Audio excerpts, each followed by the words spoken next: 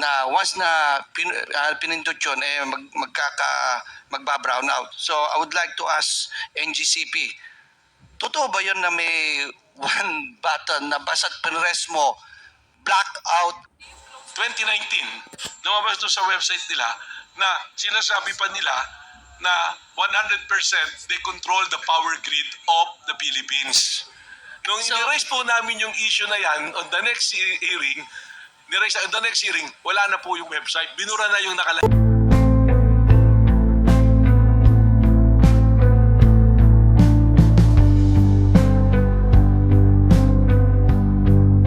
Pinag-usapan about the Chinese na may one push, may button sa China na once na pinindot yun, magba-brown out. So I would like to ask Ngcp, totoo ba yun na may one button na basta't pinrest mo, black out ang buong Pilipinas? Maraming nanonood sa atin kasi natatakot sila rito. So gusto natin for the record, totoo ba yun na isang pindot lang magba-black out ang buong Pilipinas? Yung para bang sa Mission Impossible movie, parang ganon. Totoo ba yun? Mr. Chair, wala pong ganon sa Ngcp na... Mr. Chairman, he's our Chief Technical Officer, Mr. Chairman. A Filipino citizen. Chief Technical Engineer Rico Vega. Rico, Pilipino are ka? you in the position to answer Okay. Yes, Mr. Chair, I'm the OIC Chief Technical Officer of Okay, Ngcp. please, go ahead. Yes, sir.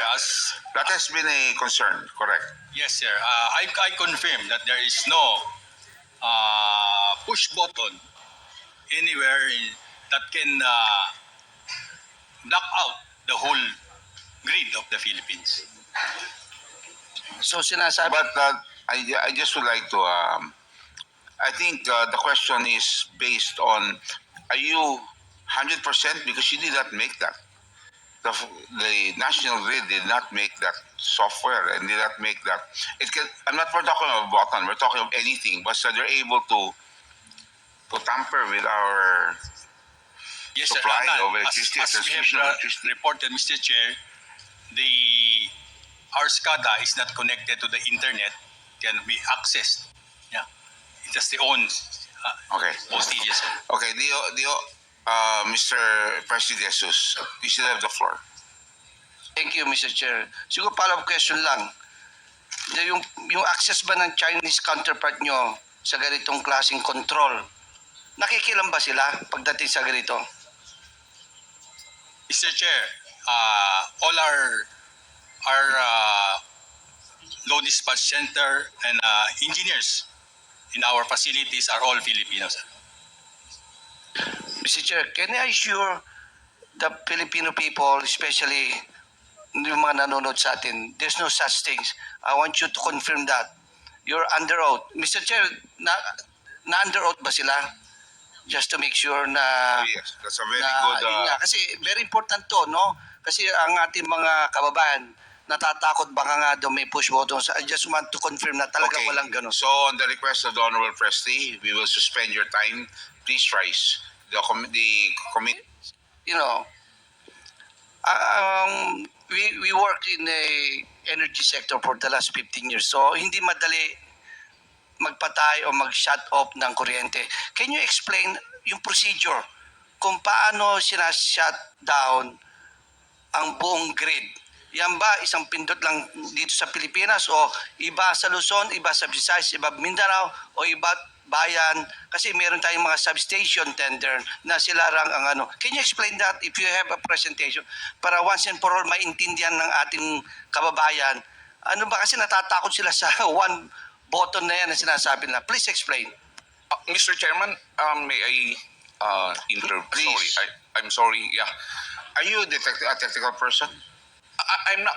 I just want to raise a point, Mr. Chairman. Can you respond to the question? Yes, Please. Mr. Chairman, we have protocols, but I would like to assure this honorable body that we can divulge everything about our protocols, but these are very, very sensitive issues and they involve national security.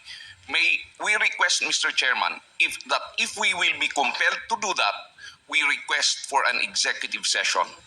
Thank you. Thank you, Mr. Chairman. Okay, thank you very much. And last point, Mr. Chairman, on China being able to put off the whole grid, Mr. Chairman, that's fake news. Okay, thank you very much, Mr. Paul Sagayo.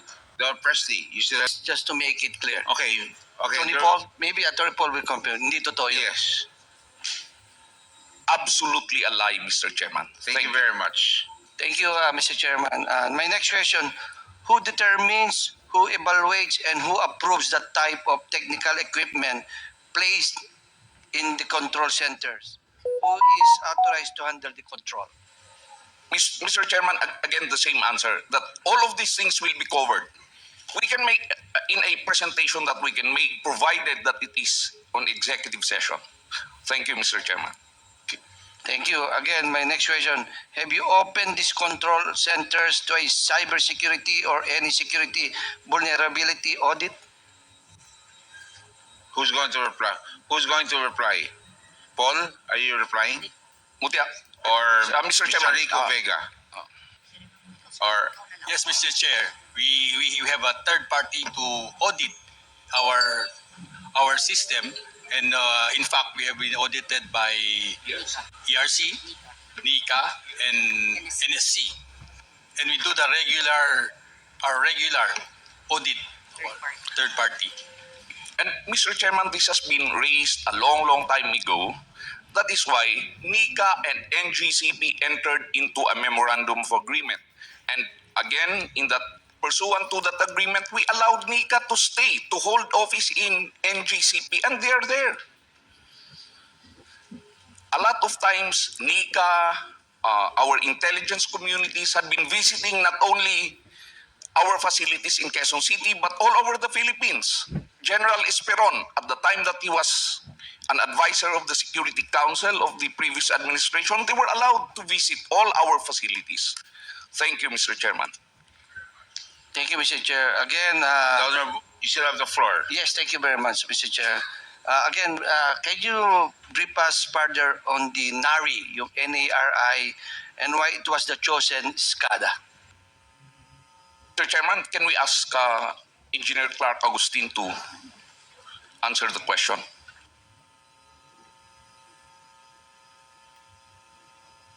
Engineer Clark Agustin, Mr. Chairman. Engineer Agustin. Oh yes, you were present in the last because you were. I remember your name was Mr. Aguilar or Engineer Aguilar. Okay, so Engineer Agustin, please. There's a After question. you, Your Honor. Please answer. So NARI is our SCADA system that we use. Before acquiring NARI, we went through the competitive selection process as mandated. And then regarding the source code issue, and regarding the source code issue raised earlier, for NARI, we have the source code. But for GE, during Transco time, we don't know about that, sir. But for Is your NARI, we have it. answer? Yeah, thank you. Thank you very You much, still have Mr. the Chair. time. Yeah, Well, I still have time and I still have more questions, Please Mr. proceed. Chair. Thank you. Next question, have you partnered with the AFP or PNP or any government security agency to ramp up security of critical transmission facilities? Yes, Mr. Chairman, as I've said, we have a memorandum of agreement with NICA. We have agreements with the Armed Forces of the Philippines with respect to the protection of our facilities and related documents. We can submit all of this if required. Thank you, Mr. Chairman. And Mr. Chair, before Yes. I move back